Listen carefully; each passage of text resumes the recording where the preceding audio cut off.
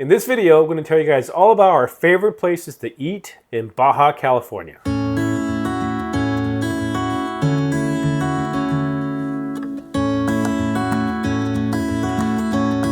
What's up, everybody? Welcome to Freely Roaming. My name is Dan. And my name is Marlene.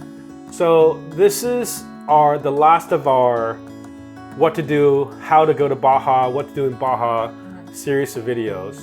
And we want to tell you guys all about our favorite places to go to eat all throughout the peninsula. So we've spent in the last, since 2016, so almost the last 8 years, we probably spent a total of a year in Baja. It's surprising because 4 of those years we were in Europe. We didn't come back. So we spent a lot of time in Baja in the 4 years that we were in North America. That's because it's one of our favorite places. And in that time, we've eaten at a lot of places. We camped at a lot of places, both with our truck camper, four-wheel camper, and our Sprinter van. So we're going to start from the top, and we'll go all the way to the bottom, and we'll tell you guys all of our favorite places to eat throughout the entire peninsula. So where do we start? We start in San Felipe. Okay. So if you go on the Gulf side, that's one of our preferred places to go when we go to Baja, as we go to the Gulf side. Mostly it's because it's less busy. Even though San Felipe can get pretty busy, especially during Baja 1000 and the Baja 500, it's far less busy than Tijuana, Rosarito, Ensenada. You know, once you go to all those busy places on the Pacific side, San Felipe is going to feel like a sleepy town to you. So in San Felipe, there is what's called the Malecón, and the Malecón is just a waterfront at every coastal city in Mexico. Well, I think in a lot of Latin America too, they call it the Malecón. In the Malecón, there's going to be lots of options for food. And of course, San Felipe is also very well known for their fish tacos. And I will say their fish taco is not our favorite fish tacos of all time. I'll tell you where that is later on. But our personal favorite place to eat in San Felipe for fish tacos is a place called Mariscos La Morena. Yeah, and they have pretty good, and they're known for also shrimp. So there's a lot of ceviche. Yeah. Right, shrimp cocktail. Yeah. So they are, if you go to the Malecón, it's all the way on the south end of the Malecón, just before it kind of turns back inland. I think part of it also is because that we have nostalgia associated with this place. So just tell them the gossip. That's our spring break spot from college, and we spent a lot of and we ate there a lot. Nights drinking, and so, that was our spot. You know, maybe when you go there and you'll find that there's other places that you like better, but because of nostalgia, it's always our go-to place when we go down there. And if you were to go on the Pacific side, if we were to hop across to Ensenada, our favorite taco place is a place called Tacos Trailero. It is actually right off of the main road. If you go down, it's on the north end of town. You'll see on the left side, it's a great taco place. It's going to be pretty busy. And you show up there, there's like a giant area where they're prepping the tacos. There's probably like 10 people working there. And all you do is you go up there, you tell them how many tacos you want. They just give it to you. And then you go to the taco bar, you fill up all your stuff. You can get any kind of tacos you want. I don't think they have fish tacos, but they have all the other kinds of meat tacos that you want. Maybe they do now. I remember when we were there last time. Well, maybe it's because we don't go there for fish tacos. I think because we go there for al pastor usually. Okay.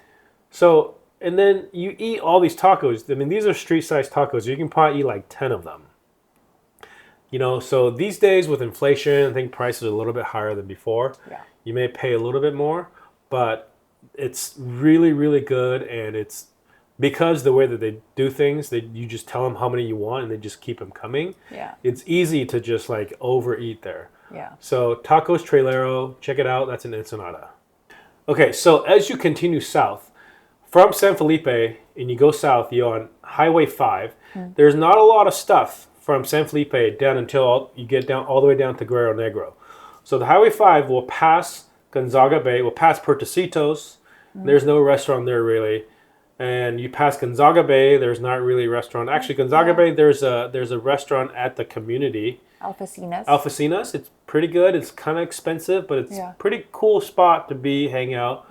have a margarita, and, have some traditional Mexican food. They even have burgers too, I think. And that's kind of the last place you'll find a easy place to pull over and get a bite to eat. As you connect back to Highway 1 and you're continuing going south towards Guerrero Negro, there's nothing until you get to Guerrero Negro. And then there's a shining star right in the middle of town. It is a shining star in the shape of a gray truck. It is called Tacos El Muelle. Or Tony's Tacos. Or Tony's Tacos. For gringos. Yeah, for those that want something that's easier to pronounce. It is a gray whale-shaped truck. I mean, it's a food truck. And we've been eating there for years, for 10 years probably. And this last time we were down there, we talked to Tony, and he said since the pandemic, he moved from the main drag to a piece of land that he owns, and he serves tacos from his truck still from that piece of land. However, he's building an actual physical restaurant. So by the time we get back there a year from now, I believe last we heard that he will be selling out of the restaurant instead. Last we know from somebody who was there a couple months ago that he was still serving from the truck. So I feel like he's probably getting close. But that is, in our opinion, and in many, many people's opinion, the best fish taco in all of Baja California. Which means? The world. The world. The world, yeah. And if you go, you might see a little Molly Mish sticker. That's us, Really Roaming and Molly Mish. So if you do, take a photo and send it to us. And the thing to get there, very simple. They just have fish tacos or shrimp tacos. Yeah. Right? So all you do is say you want fish, you want shrimp, you want it with flour, or you want it with corn. And that's it. And there's a simple little condiment bar in the front. It's just onions, cabbage, or coleslaw, sort of Mexican coleslaw, and then some salsas. Yeah, like a guacamole. Yeah, watery green salsa, guacamole, spicy red salsa, a crema, guacamole salsa. Crema, pico de gallo. And that really is all you need for a good fish taco. And what makes his so good, I feel like, is just the fact that it's so fresh. His batter has a little something in it that's different. There's something special. That's different than everybody else's fish tacos. But it's so fresh that it comes out of the frying oil into your taco. You need to wait. And it's seconds. Yeah, you have to wait for them to cook it fresh. No, but it's so hot when you first get it because it's so fresh. That's true. You don't burn your mouth. But don't wait too long because the fact that it's fresh is what makes it so good. It is. My mouth is watering just thinking about it. Tacos El Muelle, a.k.a. Tony's Tacos in Guerrero Negro.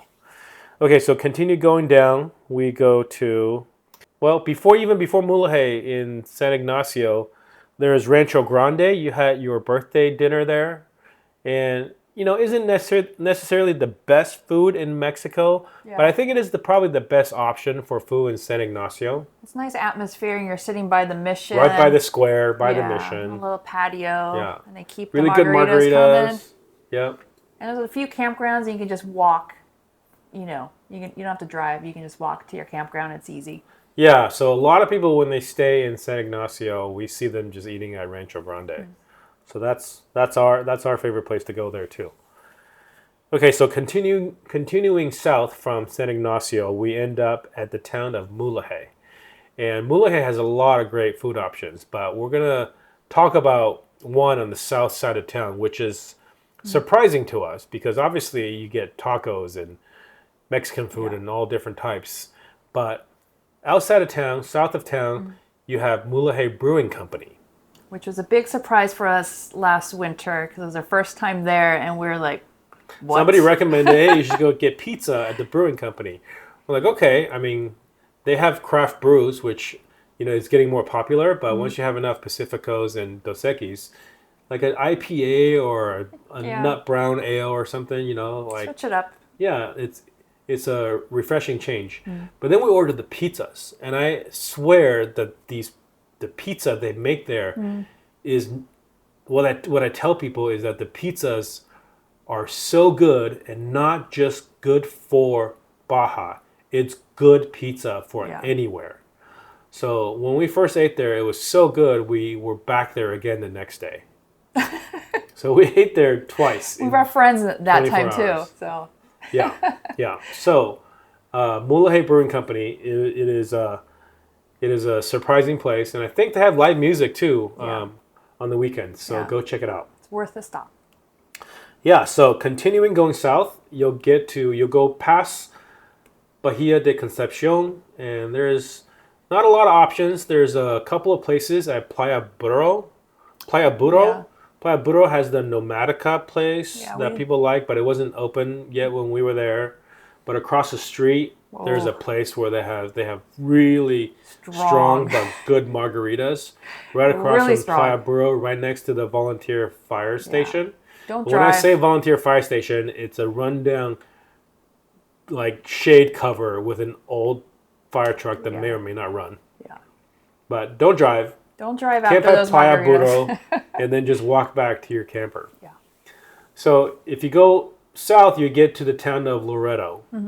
And we try to eat at this place multiple times, and they're always closed. But we felt compelled to put this on the list because we for sure are going to go there. And everybody tells us that it's really good. In fact, some people argue that it's better than Tacos El Muelle, which I can't imagine. There's nothing in the world that can qualify. Dare you? How dare you say that? This place is called El Rey del Taco, and that is in the town of Loreto. It's pretty easy to find. The popular campgrounds are all within walking distance from it. I think it's 1 or 2 blocks to the north of the main square. Okay. So if you're there, check out El Rey del Tacos. And once you leave Loreto, you'll be going around the bend, and there's some places along the way that we've eaten at, but none that we really felt like that we want to include on this list. But mostly because a lot of those places are just kind of 1 or 2 night stays for us. We stayed at some other place for a week, but we didn't really eat anywhere. But the next big town you get to will be La Paz. And La Paz has everything that you can ever imagine. Especially for Baja, right? Because they have Japanese food, they have sushi, they have Mexican food, they have. At one time they had like a Tony Roma's or Applebee's, but the Applebee's has since closed down. The Applebee's is now the sushi place. Yeah. The place that we recommend for fish tacos there is kind of a chain, actually. There's multiple locations in southern Baja, and it is called Claros Fish Jr. What makes this place so good is not necessarily that the fish is freshly fried. It doesn't feel as fried. It doesn't feel as fresh as Tacos El Muelle. Yeah. But they have a ridiculous condiments bar. Yeah. It is hard to resist all the condiments they have on this bar. Your fish tacos end up looking like a salad plate because well, at least we can't control ourselves because there's all these there's like 4 different kinds of coleslaw. And there's corn and there's like 6 different kinds of salsa. Like roasted onions and jalapenos and it's everything. Just like you can't imagine. Yeah, it's so good. Last time we were there with a friend, he ate his taco and he ended up with this plate full of condiments left. So he just scooped it into a Tupperware that he happened to bring with him. So then he had toppings for his tacos that he made in the van later. Don't steal. He just had leftovers. Right. And it was like, wow, it was a good move. Yeah. That is Claros Fish Jr. And after you eat there, our tradition is that we walk a little bit down the Malecón of La Paz and go to La Fuente ice cream. And you'll see it because there's a polka dot painted tree. Yeah. Kind of reminds me of Pippi Longstocking. Yeah. And they'll be like, eat ice cream there. It's really good. They have scoops of ice cream and they have paletas. Yeah. So La Fuente, there's a second location now, but the second location doesn't seem to nearly have as many customers as the original one. So that's La Paz. And as you go south from La Paz on the Pacific side, we'll go to Todos Santos. And Todos Santos, there's a couple places that we really like. One place that we've gone to for years and years is a little chill, cool coffee shop, breakfast joint. Like a gringo hippie it's place. It's a gringo spot. But it's called La Esquina, which means the corner cafe. And it just has a really nice vibe. You park out front, you walk through the door, and it's this big open courtyard with a bar on one side, like a window to order your food on the other side, tables, like palm trees, nice areas, and then they have Sometimes they have live music. And one of the times we were there, they had a ukulele jam. Yeah. You bring your own ukulele and you jam with all the people that were there. It's like a little playground for the kids, and they have Wi-Fi. So before we had Starlink, we worked there. So it's just like a nice place to hang out. And they have pretty good chilaquiles, which we love chilaquiles. Yeah. We go there for breakfast a lot. And they have American-style coffee. Yeah. Big cups, fill yourself. Yeah. It's nice when you can refill it yourself. La Esquina is our go-to sort of breakfast hangout place in Todos Santos. But then there's the other place that we ate at for Al Pastor tacos. Oh, yeah. What's that place called? I really liked. I forget the name of it. Okay. Actually, never mind. I have it right here. It's Tacos El Poblano. Ooh, okay. Tacos El Poblano. It is kind of a weird location. It's just like sheet metal roof, dirt on the ground. But they're slinging some serious Al Pastor tacos there. So we bought like a family meal, which is like a pound of meat, and they give you all the fixings, and you eat it yourself. I think it was like 500 pesos for that, which is kind of a lot of money. But it was a decent amount of food. But I think we could have ate like 2 portions, and then we'd be waddling out of there. But it is really good. Tacos El Poblano in Todos Santos. And if you go south of that, you get to the beach, Playa Los Cerritos. And there's a taco shop there called Barracuda. There's actually another location in Todos Santos also. So there's 2 locations. In Playa Los Cerritos, and there's also one in Todos Santos. And Barracuda's is also a really good fish taco place. And it's not quite as good as the place in Guerrero. It's pricier, and they have like fancy cocktails. So it's a different vibe. It's a vibe. It's an environment. Whereas Tacos El Muelle, you're sitting outside. You're almost like sitting on the ground or, eating, standing up even. But this is kind of a nice beachy vibe. It's a fun place to be. So you get a couple tacos. They actually serve them out of a food truck at the one in Los Cerritos. I think the one in Todos Santos also. But, it's really close to the water. We camped. But where we camped and where the beach, we have to walk past it every day. So a lot of the times we're there, if it's not busy, we'll go eat. And a lot of the time, there's a line out the door. Yeah. So Barracuda in Todos Santos and Playa El Cerrito. Couple more left, and we're going to be all the way down at the bottom now. We're at Cabo San Lucas. And this place is, the food is just okay because it's kind of gringo food. I don't even know what you're talking about. Well, I'm talking about Latitude 22. Okay. Latitude 22. If you guys ever been down to Baja, or specifically Baja Sur, you've seen these stickers that people have that says "No Bad Days." Yeah. And this "No Bad Days" phrase came from the guy who started this roadhouse. It's called Latitude 22. He's a Croatian guy. He's a Croatian guy, immigrated to the U.S., and decided to go down to Baja to go fishing. And we first found out about this place because our friends who were down there went to school with this guy's daughter, who runs the place now. He has since passed away. His name is Mike, I think so. Mike has since passed away, and his daughter and his son-in-law now runs the place. And we were down there, and the food is actually reasonably priced compared to other places, because it's like it's a restaurant. It's a sit-down restaurant, and they have live music.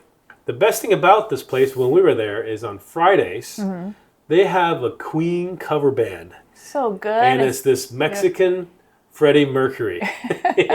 He's got the sweet mustache. He's got the mustache. He's got the voice. He's got the moves. Yeah. So Latitude 22.